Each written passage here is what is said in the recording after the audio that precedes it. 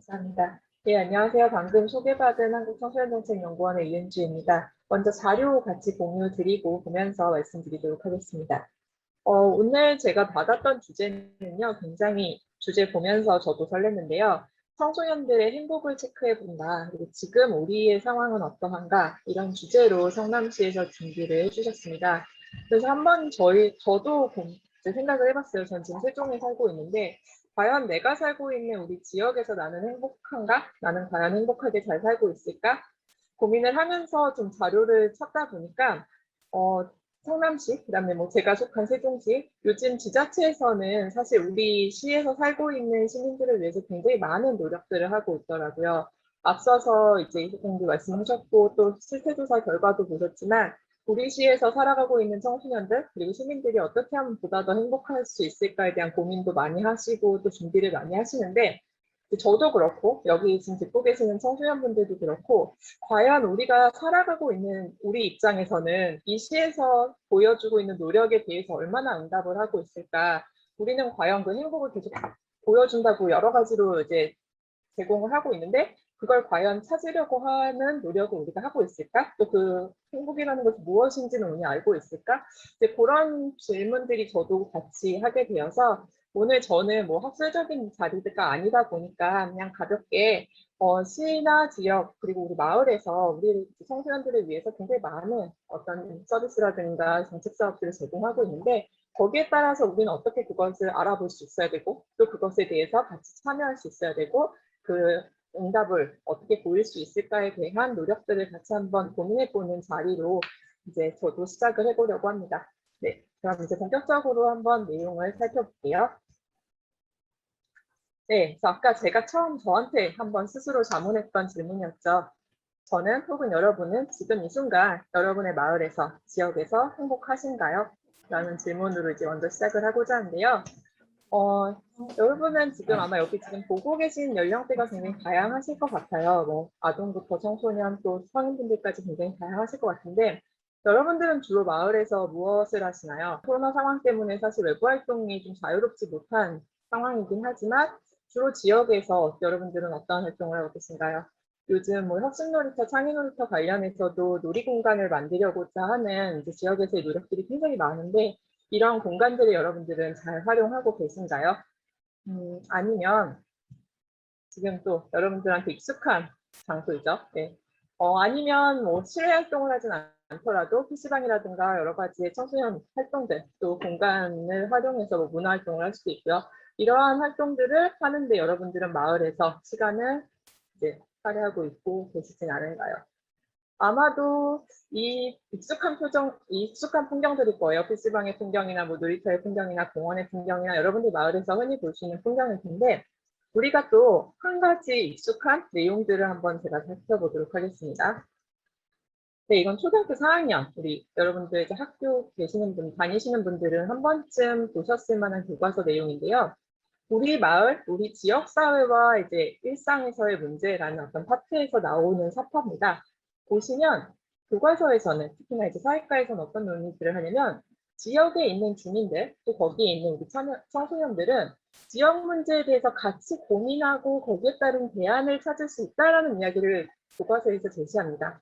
그러니까 여기서는 교과서에서는 어떻게 하면 우리가 놀이터에서 행복하게 놀 수 있고 안전하게 우리 지역사회에서 살아갈 수 있고 우리가 이제 그 안에서의 즐거움을 찾을 수 있을까라기보다는 어떻게 하면 우리 지역 문제를 같이 해결할 수 있지? 지역 문제를 찾아낼 수 있지? 그다음 그 부분에 있어서 우리는 시민으로서의 어떤 역할을 할 수 있지? 조금 더 무거운 주제로 좀 접근을 하는 측면들이 있는데요. 지금 내용을 보시면 지금 여기도 있죠. 학교 앞 통학로 문제. 굉장히 여러분들한테 밀접한 주제 이슈예요. 여러분들이 학교 다니시는 분들 계실 거고 아니면 뭐 청소년 공간이라든가 시설을 이용하시는 분들도 계실 텐데 아동과 청소년들이 많이 움직이는 그런 지역 상황 안에서의 교통 문제에 대해서 해결을 하고자 하는데 그 중에 한 주체가 청소년으로서 참여를 했고 거기에 따라서 이제 문제에 대한 해결 방안을 제시하는 것이 우리 학교에서 하고 있는 교과서 수업 내용 중에 하나로 접근이 되고 있습니다. 그러면 제가 지금 이걸 왜 들고 왔을까 한번 생각을 해보면 우리는 지역과 얼마나 밀접하게 여러분들이 일상에서 생각을 하고 있는지에 대해서 한번 좀 같이 고민해봤으면 좋겠어요. 그러니까 우리가 지역이라는 공간은 사실 우리가 가정, 학교, 그다음 마을 굉장히 중요한 공간으로서 여러분들이 계속 발을 딛고 이 안에서 호흡하면서 살아가시고 있는 공간인데 일상을 같이 하는 공간 안에서 아까 같이 놀이터에서 놀기도 하고요. 뭐 PC방을 이용하기도 하고요. 여러 가지 시설 공간들을 활용하면서 학교도 가고 뭐 학원도 가고 여러 가지 일상을 하면서 굉장히 우리와 뗄래는 뗄 수 없는 공간인데 그 와중에 그 공간에서의 나의 역할은 무엇이고 나는 그 공간에서 어떠한 목소리를 내고 살아가고 있는가? 정말로 교과서에 나와 있는 사파에서 나와 있는 이러한 지역과 시민과 지역과 청소년과의 관계처럼 우린 서로 상호작용을 하면서 살아가고 있을까? 이 부분은 약간 우리가 실제와 그다음에 어떤 교과서에서 교육적으로서 어떤 아니면 우리가 뭐 청소년 시설에서도 강의 같은 거 많이 들으시죠. 뭐 시민교육 같은 거 들으실 텐데 그때 강조하는 어떤 내용들과 우리의 삶의 현실이 어느 정도의 거리 차이가 있는가? 이 부분에 대해서는 한번 같이 문제 제기를 하면서 시작을 해봤으면 좋겠습니다. 이것도 마찬가지예요. 지역사회 안에서 주민들이 참여를 해야 되고 그럼 우리는 어떻게 참여할 수 있을까? 어떻게 적극적으로 움직여갈 수 있을까? 이런 논의들을 하는데 다시 한번 돌아가서 생각을 해본다면 앞서서 우리가 계속 그 얘기를 했죠. 지역과 마을과 시 차원에서는 청소년들을 위해서, 아동들을 위해서 굉장히 많은 시그널을 보내주고 있어요. 우리는 행복해야 돼. 우리 지역에 사는 청소년들과 아동들은 행복해야 돼. 이 친구들을 위해서 우리는 많은 정책 서비스를 제공할 거야. 많은 시그널을 보내고 있는데 그 시그널을 받은 여러분들은 그걸 정말 이런 신호로 알아차리고 있는 건지 그리고 그 신호에 대해서 우리는 이게 좋아요, 이게 싫어요, 아니면 이건 이렇게 해줬으면 좋겠어요. 뭔가 응답을 하고 있는 건지 그 상호작용이 원활하게 이루어진다면 서로 윈윈 작용이 되겠죠. 시에서도 우리의 아동 청소년들은 이런 걸 원하는구나. 우리들도 느끼죠. 시에서는 내가 원하는 이런 것들을 위해서 그만큼의 노력을 하고 있구나. 이런 것이 상호작용이 잘 이루어진다면 서로가 행복한 어떤 지역이 마을이 만들어질 텐데 과연 우리는 그러한 시작들을 지금 진행하고 있을까? 그런 문제 제기를 토대로 같이 한번 내용을 보도록 하겠습니다. 네, 이것도 마찬가지입니다. 그래서 교과서 안에서는 이제 지역 발전을 위해서 우리가 무엇을 해야 될까에 대해서도 제공을 하고 있고요. 그다음에 또 행복하고 잘 사는 마을 공동체를 설계하는 내용에 대해서도 교과서에서는 제시합니다. 근데 제가 이제 오늘 후반부에 가서도 말씀을 드리겠지만 한 가지 약간 교육 차원에서 아쉬운 점은 여기도 지금 내용을 보시면 알지만 주체가 행복한 주체가 누구냐면 마을이에요.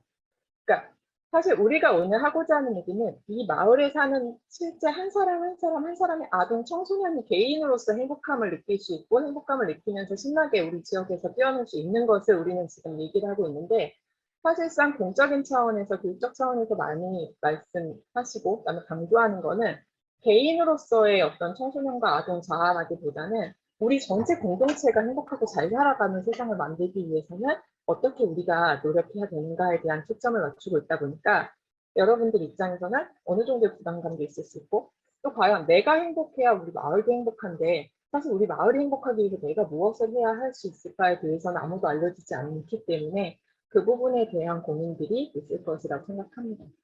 그래서 오늘 제가 간단히 이제 말씀드리고자 하는 건 개인으로서, 그러니까 마을 전체가 당연히 행복하려면 개인으로서의 아동 청소년은 우리가 행복해야 되는데 우리 스스로가 행복하기 위해서는 지역과 어느 정도의 상호작용과 어떠한 호흡을 만들어 가야 될까에 대해서 같이 한번 고민해 봤으면 좋겠습니다. 네, 그럼 이제 두 번째로 제가 이제 한 가지 또 지표를 가져왔는데요. 지역사회 안에서 이제 여러분들, 우리 시민들이 살아갈 때 어떤 행복한가를 측정하기 위한 지표들이 이제 여러 공식 기관에서 나와 있는 지표들을 제가 가지고 왔어요. 그래서 첫 번째를 보시면 객관적인 행복 지표라고 해서 이제 뭐 행복도를 측정하기 위한 여러 이제 수치로서 전환할 수 있는 지표들이 있어요. 그래서 보시면 뭐 교육 수준, 참여율, 그다음에 뭐 질병 예방에 대한 어떤 접종 여부, 주거라냐면 1인당 가지고 있는 공간의 면적, 살인율 이런 식의 안전에 대한 행복에 대한 측정 도구가 있는데요. 이런 부분들에 있어서는 앞서서 말씀드렸지만 시 차원에서 지역 차원에서 제도적으로 혹은 그 환경적인 차원에서 이런 여러분들이 최소한의 행복을 느낄 수 있는 객관적 지표를 마련해주기 위한 노력들을 많이 하시겠죠. 하지만 최소한 이런 것이 마련됐다고 해서 여러분들이 막 주관적으로 행복을 느낀다? 이거랑은 또 별개의 느낌일 수 있을 거예요. 그럼 또 하나의 지표를 살펴볼게요. 네, 이것도 마찬가지로 OECD에서 이제 행복 지표를 나타냈는데요. 그 다음 지표를 한번 볼게요. 이건 2009년에 나왔던 지표고요.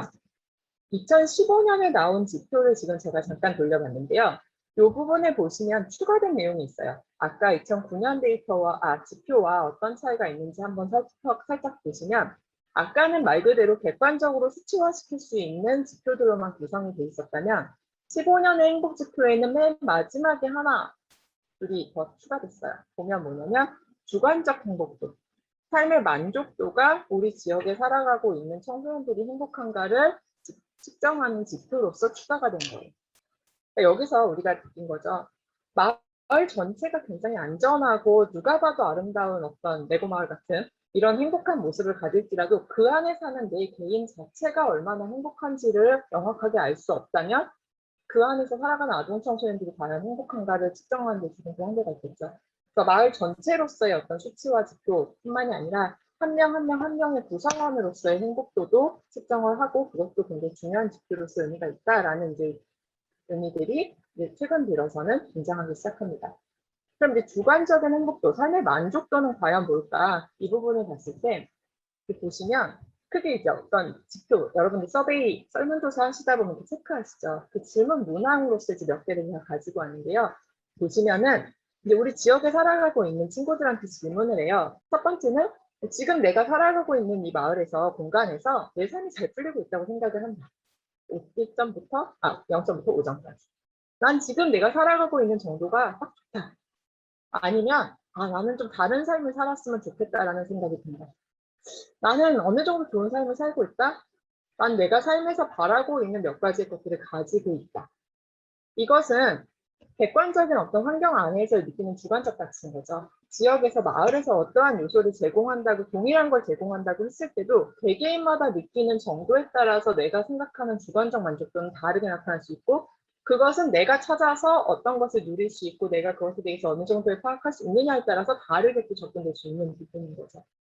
그래서 이제는 어떤 행복 지수를, 지표를 할 때 2000년대 초반만 하더라도 그 마을에서, 지역에서 얼마나 세팅이 잘 되어 있고 객관적으로 안전하고 행복한 모습들을 갖출 수 있도록 인프라를 잘 깔아주느냐를 바탕으로만 행복 지표에 대해서 논의를 했다면, 점점 시간이 흘러오면서부터는 이제 누구한테 물어보기 시작하냐면 실제 그 마을을 살아가는, 그 지역을 살아가고 있는 아동들, 청소년들한테 직접 물어보는 거예요.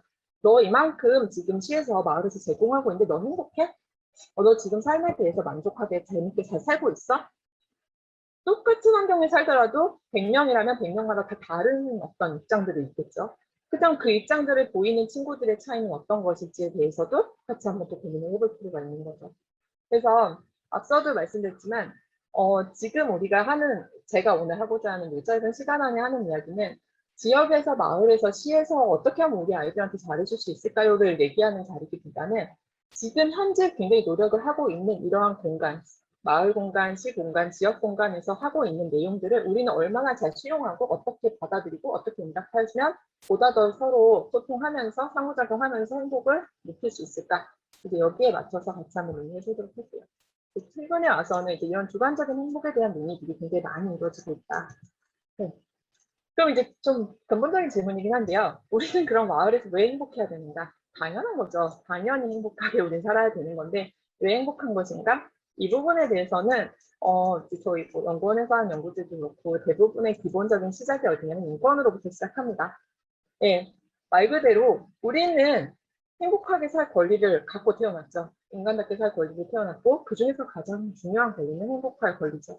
그럼 그 행복은 가질 수 있는데 누구든, 아까 잠깐 실태조사 때도 나왔지만 뭐 학교 밖 청소년들에 대한 어떤 논의들에 대해서 좀 더 세밀하게 살펴봐야 된다. 어떤 뭐 소외계층에 대한, 취약계층에 대한 논의들을 살펴봐야 된다 했지만 그러한 게 강조되는 이유는 뭐냐면 바로 인권이라는 것은 누구든지 모두가 동일하게 동등한 입장에서 가지는 권리고, 당연히 행복할 권리도 어떠한 소득 수준이 높다고 한들, 교육 수준이 높다고 해서 더 행복하고 더 많은 것을 누리는 것이 아니라 어떠한 위치, 어떠한 상태에 있더라도 나는 우리 공간에서 살아갔을 때 행복을 느낄 수 있는 권리가 있고 그것을 누릴 수 있는 자유와 어떤 책임이 있는 거죠. 이러한 기본적인 전제를 가지고 있기 때문에 지역에서도 우리를 위해서 지금 많은 어떤 시그널들을 보내고 있는 거고, 우리도 당연히 그것을 받아들이면서 나는 이 지역에서, 공간에서, 마을에서 행복하게 살아갈 권리가 있는 시민이야. 그럼 나는 이걸 누릴 수 있어야 되겠고 이걸 누리기 위해서 나도 노력해야 되겠구나라는 입장으로서 움직여 가야 되는 거죠. 네, 그래서 이제 인권이라는 얘기를 그래서 등장시켰고요. 이건 뭐 기본적으로 이제 유엔 아동권리협약에서 기본적으로 이제 우리 아동들이 가지고 있어야 될 기본권에 대한 4가지를 넣었는데요. 이거 나중에 그냥 시간상 조금 참고하시면 될 것 같아서 넣었습니다. 네, 아마 여러분들 이거 단어 많이 들어보셨을 거예요. 특히나 지역사회 관련해서 많이 나오는 요즘 최근에 와서의 부분이죠. 유니세프 아동 친화 도시.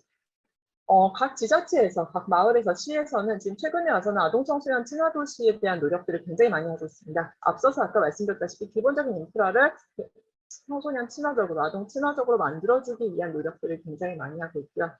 아동 친화 도시를 위해서는 기본 객관적인 어떤 지표들을 달성해야 됩니다. 근데 지금 옆에 한번 보세요. 제가 이제 이건 초등학생이 그린 그림인데요. 어떤 세상이 이제 초등학생인 너의 눈에서 봤을 때 어떤 세상이 좋은 세상인 것 같아, 좋은 마을인 것 같아? 라는 질문에 대해서 그림을 그린 거예요. 굉장히 알록달록하죠. 굉장히 다채롭고요. 다양하고요. 내용을 보시면은 놀이터에 있는 친구부터 그다음에 같이 춤을 추는 친구부터 뭔가를 먹고 있는 친구부터 굉장히 다양한 생활들을 하고 있고 마을에서는 그거에 대한 준비를 하고 있는 모습들을 볼 수 있어요. 이걸 위해서 그러면 우리 마을, 우리 지역은 어떠한 노력들을 하고 있을까? 아마도 지금 성남도 마찬가지겠지만 아동 친화도시, 청소년 친화도시가 되기 위해서 시 차원에서는 굉장히 많은 노력들을 하실 거고 그 기본적인 지표들을 달성하기 위해서 많은 노력을 하시고 있을 거예요. 그 지표 달성하기 위한 구성 요소들이 지금 제가 보여드리는 이 10가지고요. 아마 여러분들은 이 지역을 살아가고 계시는지 여러분들은 우리 지역이 내가 우리 도시에서 잘 살아가기 위해서 어떠한 노력들을 하고 있을까? 아, 이런 것들을 기본적으로 충족시켜 주려고 노력하고 있구나라는 걸 좀 알고 이것을 찾아가시면 좋을 것 같아요. 네. 그리고 기본적으로 아까 그 10가지에 대한 세부적인 내용들은 지금 제가 보여드리는 이 모습들을 가지고 있습니다. 앞서 말씀드린 것처럼 아동들의 청소년들의 행복을 위한 노력들을 시 차원에서는 아동 친화도시라는 어떤 제도 차원에서 그리고 어떤 법적인 조례 차원에서 굉장히 많은 노력들을 하고 있고 이것을 위해서는 기본적인 충족들을 하기 위해서 많은 시도들을 하고 있죠. 그렇다면 이제 알겠어요. 지역에서는 어떠한 노력을 하고 있는지 알겠고 어떠한 시도들을 하고 있는지 알았어요. 우리가 그러한 서비스와 그러한 정책을 받아들이기 위해서는 어떤 행동들을 할 수 있을까? 제가 오늘 제시하는 건 바로 참여입니다. 네, 뭐 당연한 또 이야기를 하고 있구나 생각을 하실 수 있을 텐데요. 말 그대로 어떤 시간으로 보냈을 때 내가 수용할 수 있어야 되고 내가 거기에 대해서 누리기 위해서는 나 또한 적극적으로 무엇이 있고 어떻게 영향을 미칠 수 있는가에 대한 적극성을 보여줘야 될 필요가 있겠죠. 우리 친구를 사귈 때도 마찬가지죠. 한 친구가 나랑 친해지고 싶다고 계속해서 이야기를 하고 전화도 하고 뭔가를 선물을 줘요. 근데 내가 그 친구와 같이 친해지고 싶고 만나고 싶다면 나 또한 그 친구한테 필요하면 해주고 같이 이야기를 나눴을 때 서로가 이해를 하고 움직여갈 수 있겠죠. 근데 나는 문을 닫고 나는 움직이지 않아요. 나는 그 친구의 말을 듣지 않아요. 그러면 우리는 친구 사이가 될 수 없는 거죠. 더 같이 행복해질 수가 없는 거죠. 그래서 오늘 제가 제안하는 가장 중요한 부분 중에 하나는 지자체에서, 마을에서, 시에서 노력하고 어떤 모습들을 보여준다면 우리도 그걸 수용하고 그다음에 적극적으로 우리가 원하는 것들을 들려줄 수 있는 개방적인 모습을 가지고 참여할 수 있어야 된다.